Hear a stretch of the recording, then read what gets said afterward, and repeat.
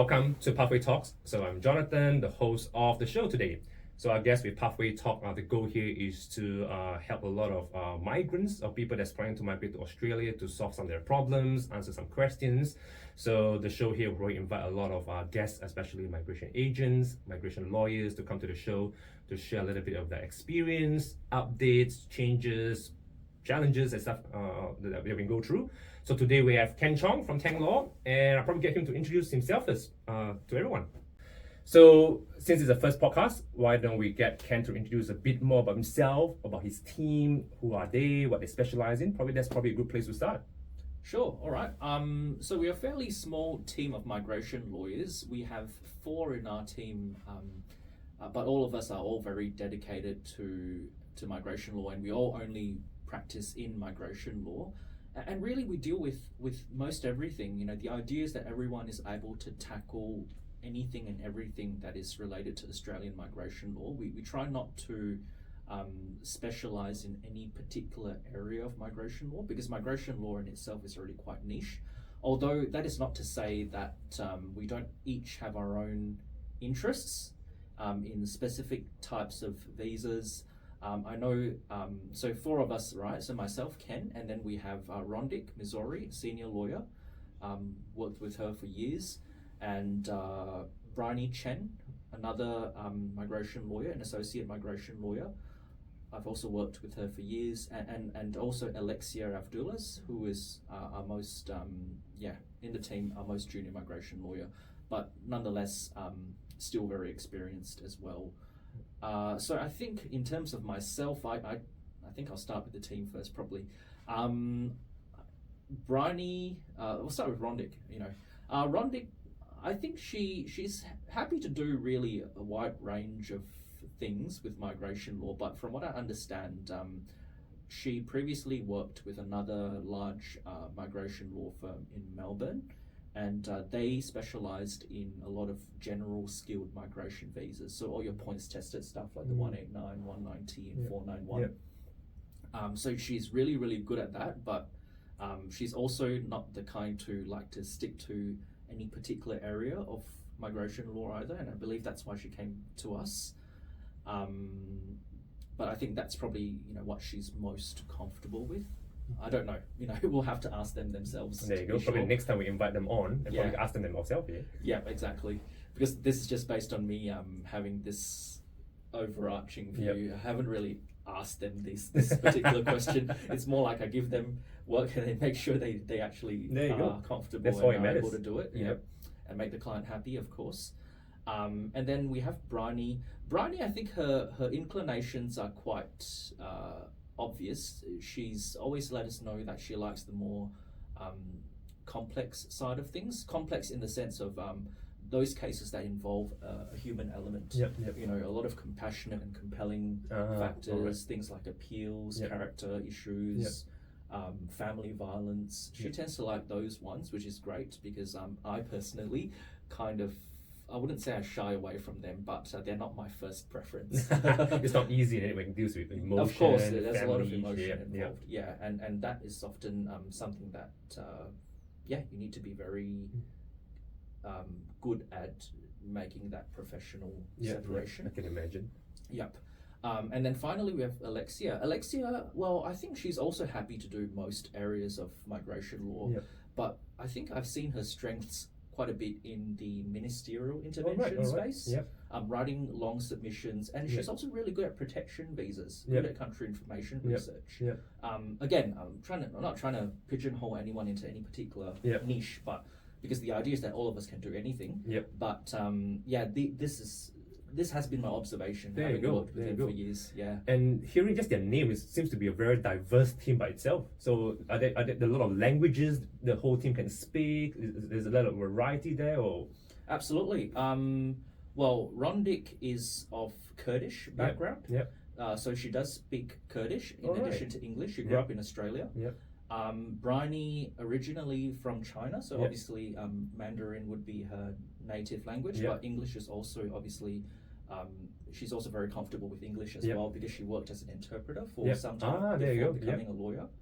And then Alexia, I believe she's learning French at the moment. There you But go. I'm not sure, to what degree she's able to run a consultation in one.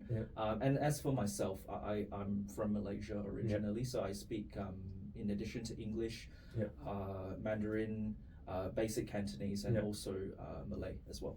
There you go. How amazing it is, right? A migration firm, a law firm with a very diverse lawyers from different nationality, different background. Yep, that's the whole point, isn't that's it? amazing. Because That's amazing. our migrant background is, our migrant community in Australia is from all over the world. So I think the lawyers should also reflect that. Yeah. That's really good. Yep. So I guess going back to what people are interested in more is that in the Pathway Talk community, I think a lot of people join to begin with is because of employer sponsorship. They're talking about 482, 494 and stuff as well.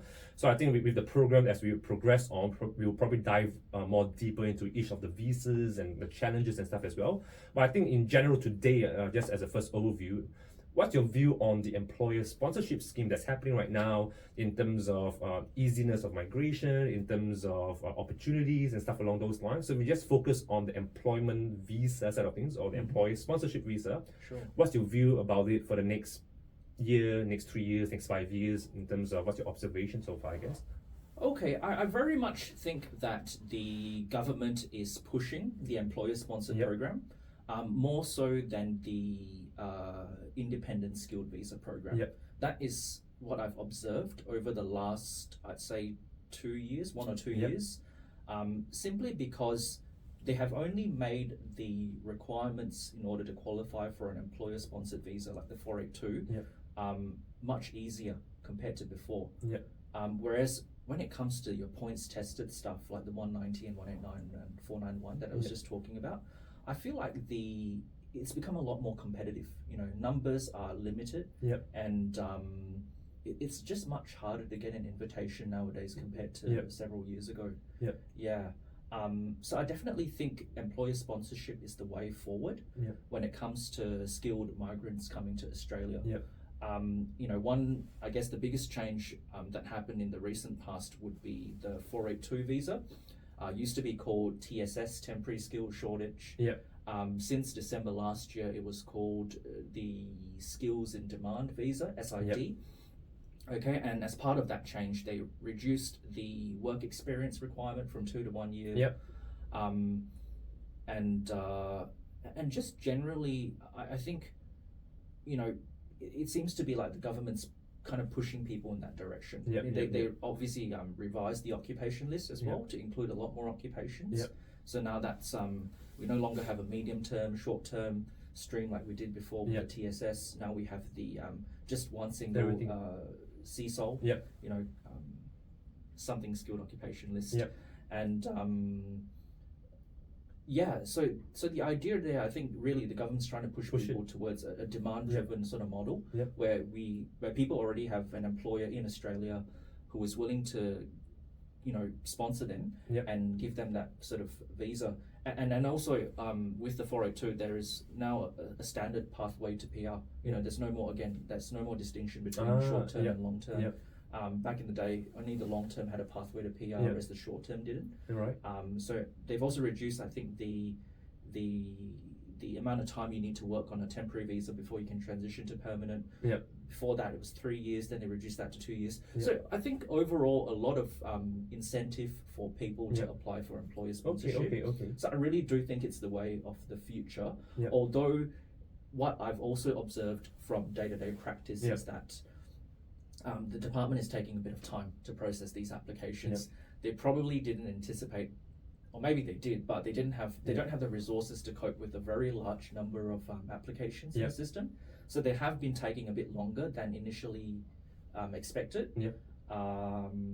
But yeah, I think eventually they will. Well, the plan is that they will get through all the applications. So going back to 2 points here, I think the 482 visa and stuff is very interesting. I think we can definitely delve down a bit more deeper, probably on one of our latest episodes as well. But I think today in general, right, there's 2 things that you mentioned that's quite interesting. I think number one, processing time has gone up.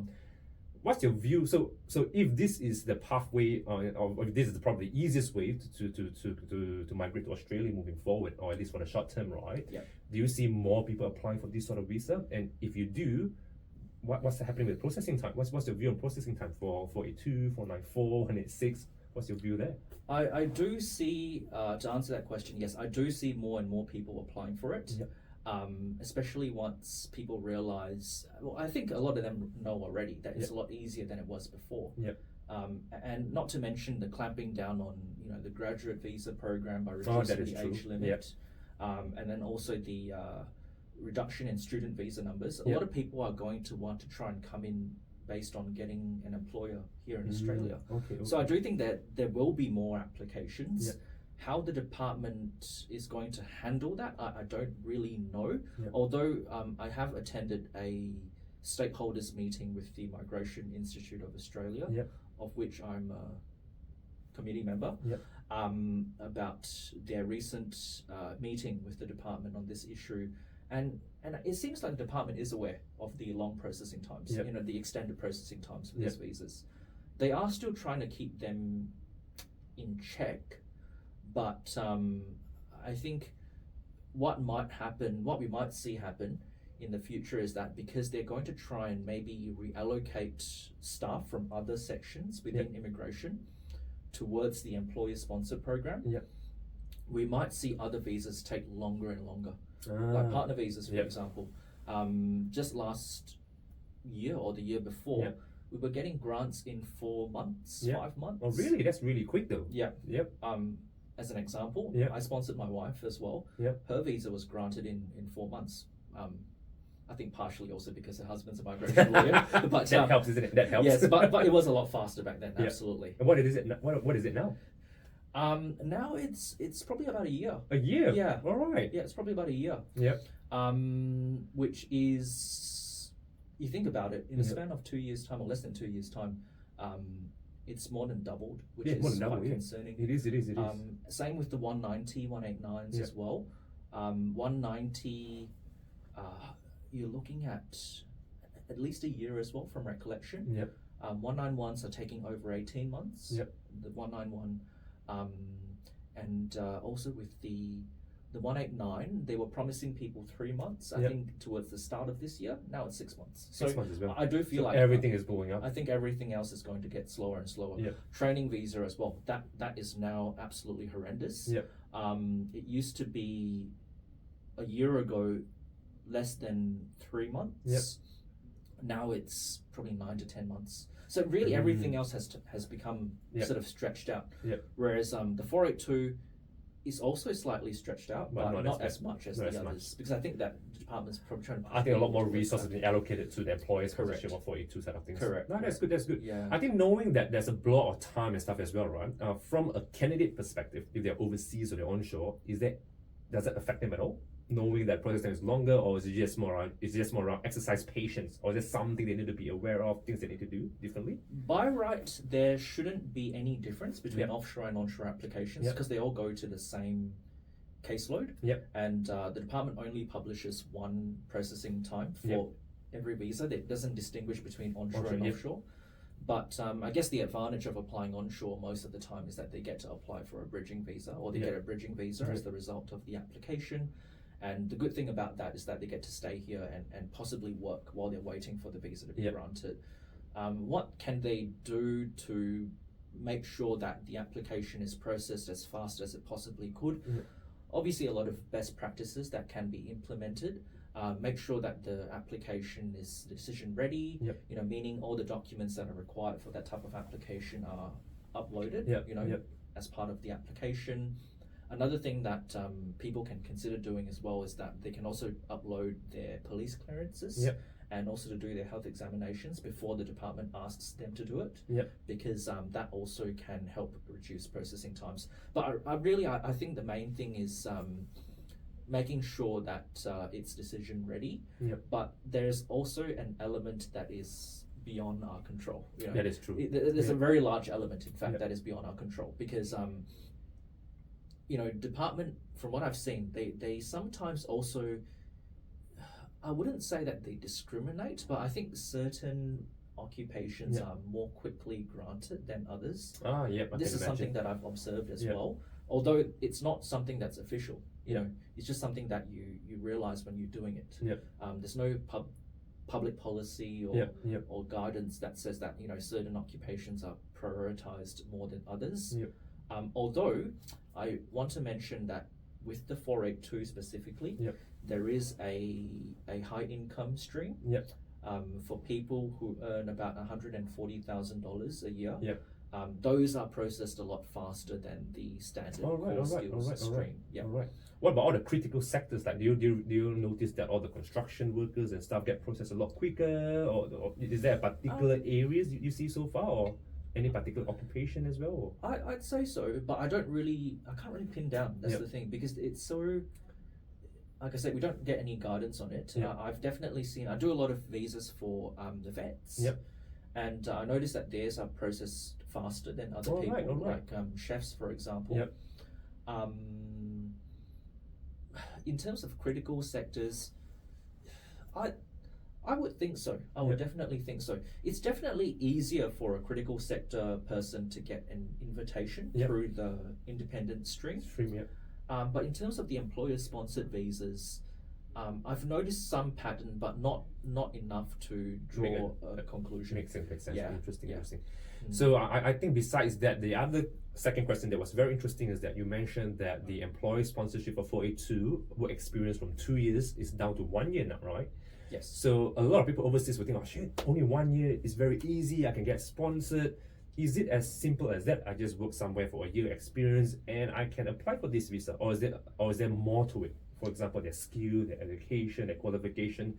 What's your view on that? Because we do have a lot of people actually come say, hey, I want to do this stream and stuff as well, and we do get migration agents saying that you have the experience but you don't have the skill. So try to get an idea or let people know that anything they didn't be aware of, even though it's 1 year work experience. Well, it's a bit of both, really. Yep. It is really as simple as it seems, Yep. as it states, but at the same time, you need to make sure that it's also complicated because you need to have the evidence, first Yep. of all, to prove that you have that work experience. Yep. And the work experience needs to very clearly show that it is the occupation that you're being sponsored for. under, Yes. So I guess the complications can vary from person to person and from, I guess where they've worked and where they're from, because, in some countries it's a lot easier for people to get evidence of their employment, whereas in others, for example, cash in hand jobs, it's much harder. To prove That is true, especially like in China or in Vietnam. That's those it. countries, That's is it. very Or difficult. even India, I've noticed some issues from there as well, from clients from there. Is there a solution for those type of people? Um, The immigration accept cash on hand job, or like is that? I think it's kind of they look at the overall picture, Yep. of how much evidence you're able to provide, Yep. because it's always a combination of a few things, the CV, Yep. the pay slips, Yep. which some countries don't issue at That's all, correct. the reference letter. Yep. Usually a letter is possible to get, Yep. from the employer, as long as it writes down very clearly what the scope of duties were, Yep. how long they worked there, how much Yep. they were paid, and it looks like an official reference letter, then Yep. that's usually acceptable. Yep. And also an employment contract or even some sort of agreement between the employee and the employer. If you have at least, I'd say, 2 out of those things that I've mentioned, Yep. then I've had success. I think the department can definitely consider it. All right. Yep, can definitely consider it. Yep. It's not like a black and white thing where it's like, oh, if you don't have this, then you're out.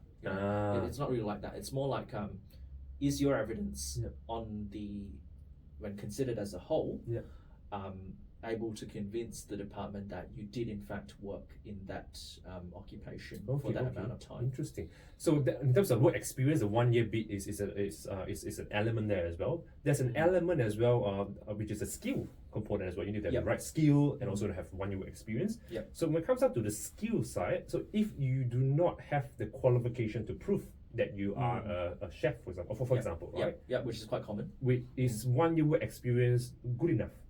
Or do they need a longer work experience to pass that skill component, or is that skill component not that important? Or Okay, what's your so view this on is that? where it depends on the occupation. Yeah. Certain occupations will always require some sort of qualification, Yeah. like bachelor degree qualifications, and it comes down to this thing called ANZSCO, ANZSCO. Yep. Australian and New Zealand Standard Classification of Occupations, Yep. where it lists for each occupation what type of qualification or amount of work experience Yep. they are expected to have for Yep. any particular occupation. Say, for example, you want to come in as a lawyer, Yep. as a very, just one example. A lawyer would always need a bachelor degree Yep. equivalent to say that they're a lawyer. Yep. Otherwise, they just won't meet the ANZSCO requirement course. for that. Whereas if you're like a skill level 2, ANZSCO has different skill levels. Yep. Skill level 1 is the bachelor degree ones. Yep. Whereas if you're in something like a skill level 2 occupation, skill level 3, those ones have a bit more flexibility. Yep. Because sometimes people can be a chef and they don't have a qualification, Yep. which is quite common, in many parts of the world. Yep. And in that case, you can use work experience to substitute for having a qualification. So for example, if a skill require you to have like a diploma, for example, Mm. or 3 years work experience, Mm. and if you do not have a diploma, even though the 482 only require 1 year work experience, you might still need to have 3 years to prove that. Is that how it works? That is how it works. All right. Yeah, There you go. that So is it's not how it as works. simple as Yep. 1 year. So there's still a lot of caveat behind that in terms of Correct. how You still how need to be that. careful based on the occupation. So I think when it comes down to do all these visa employee sponsor, there's a lot of people always ask that they can do themselves, they find their own employer and stuff as well. I think coming from you as a lawyer, right? Why do they need to engage a lawyer or a migration agent to do the employee sponsorship or any sort of visas? Yeah. Is there anything in particular they should be aware of in Yeah. terms of why they should engage a lawyer? Absolutely. Well, I've personally always, not at the risk of, I guess, jeopardizing my own career and future, I've always been a believer that people shouldn't need to have migration lawyers and agents to do visa applications for them. I feel like it's something that people should have the government should make it easy enough for lay people to be able to navigate. But the reality is that it's not like that. Migration laws have only become more and more complicated, year after year, and they keep on changing. And I've seen so many changes in my time. It's not even funny. I can't even remember most of them anymore. I just sort of know them by heart now. They keep changing. Okay, that's one thing. The other thing is it's technical. You don't.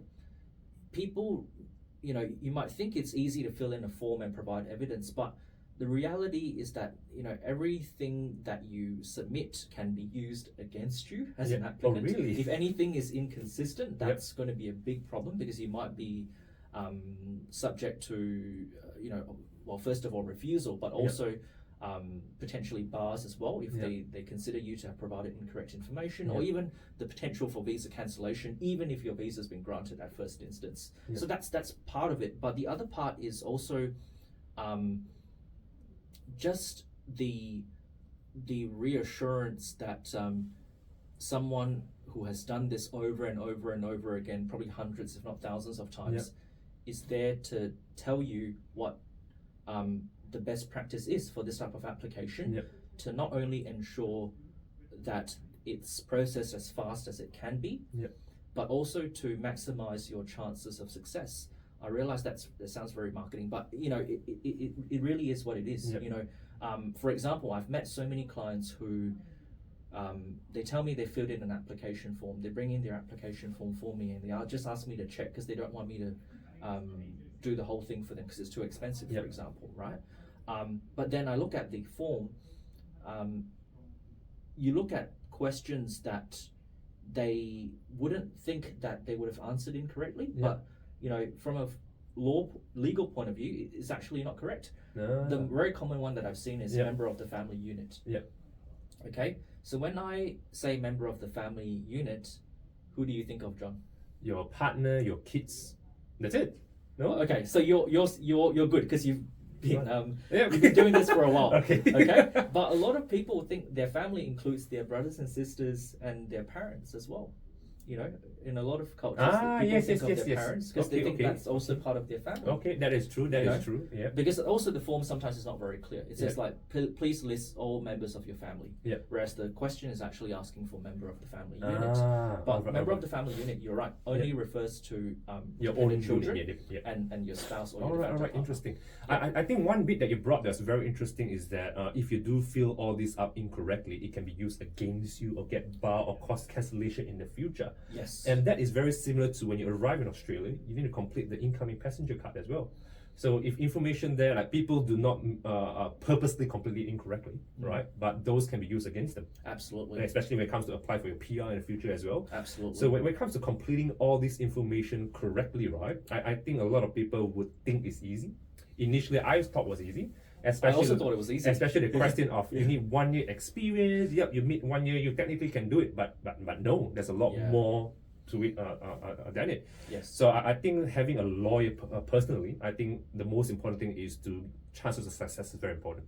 Because I think once you get a refusal, right, from my understanding is that for you to apply anything else, it gets so much harder. It gets harder, It gets a lot absolutely. harder. There is this thing, for fear of getting into the law too much, there is this thing called Section 48 of the Migration Act that says that if you've been refused a visa onshore in Australia and you no longer have a substantive visa, then you can only apply for a very limited number of visas.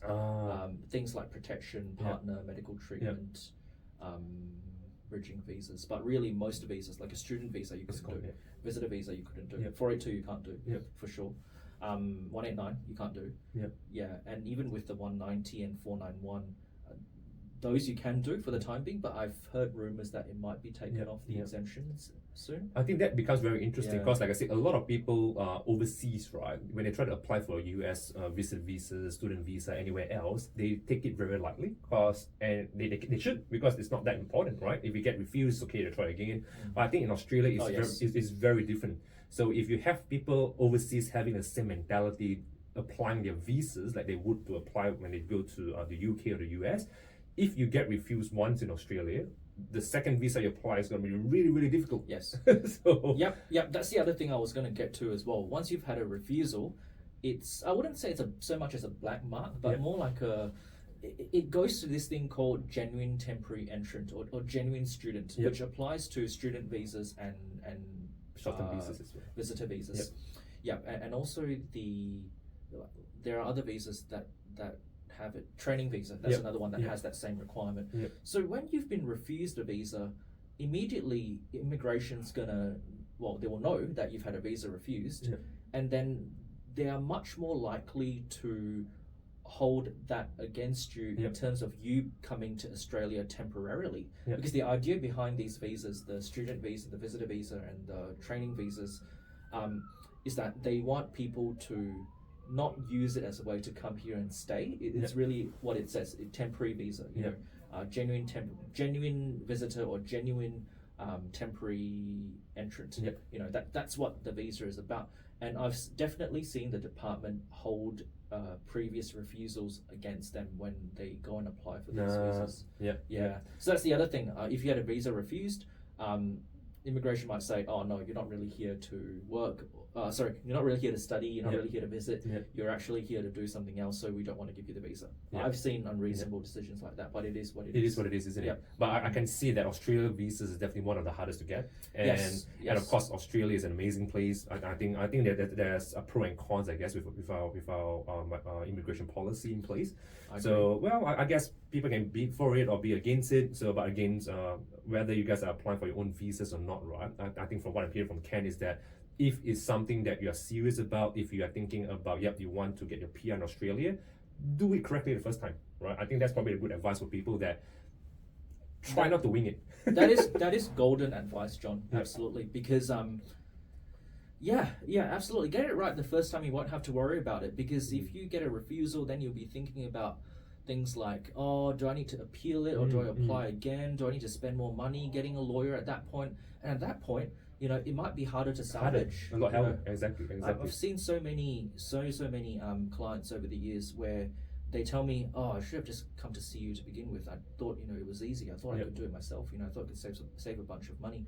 But, you know, thinking about it in hindsight, why not just give the lawyer, let the lawyer or the agent do it right the first time, but importantly, get a good lawyer, a good agent, because there are, not to name any names, of course, but there are, stories of agents and lawyers out there who are less than scrupulous. And get it right the first time, so you don't have to worry about it. Yeah, that's good. So I do hear a lot of interesting cases where people on an incoming passenger card put a different occupation just for the sake of, just put whatever. And then when they try to apply a visa, they put something else and that becomes a big problem. Absolutely. So yeah, it's very, very interesting, isn't it? Yep. They could come back and say, are you really, a person who works in this occupation? And absolutely, because the incoming passenger card is a legal document. It's actually a form that is submitted to the Department of Home Affairs.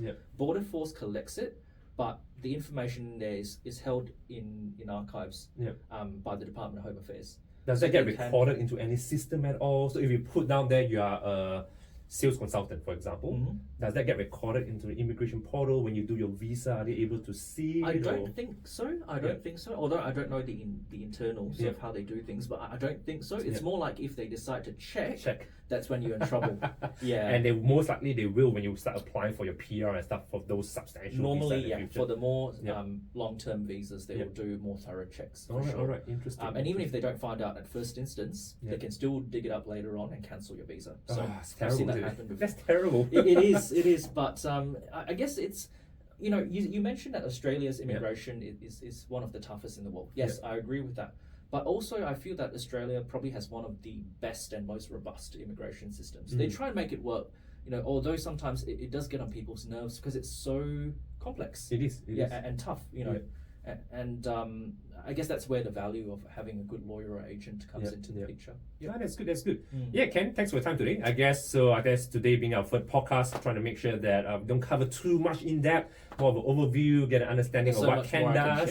So I think you're going to see a lot more of Ken coming down here. We do a lot more episodes. So if anyone's interested in any particular topic, or to know more about anything, just let us know, and then we probably can deep dive into particular visas, I guess. Absolutely. So Ken, thanks for your time. Thank you. Any closing remark for anyone out there before we finish off today's episode? Closing remarks. Well, I'll just say I'm really glad to be here and to do this.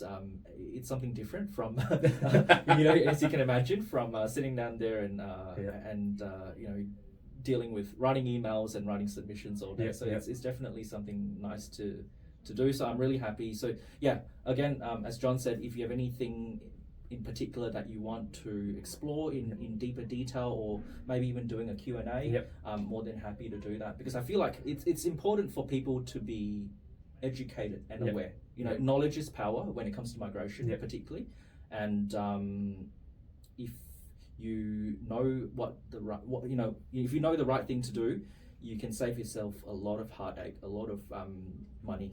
That's good. That's good. Yeah. So what I'll do after the episode, we'll post it up on our Facebook page as well. We'll probably share more contact information for Ken and his team, how to get in touch with Ken if you guys are interested in engaging Tang Law as well. So we'll close off today as it is. So thanks everyone for watching, and thanks Ken for your time today. Thank you, John. And we will speak again very soon. All right. Take care.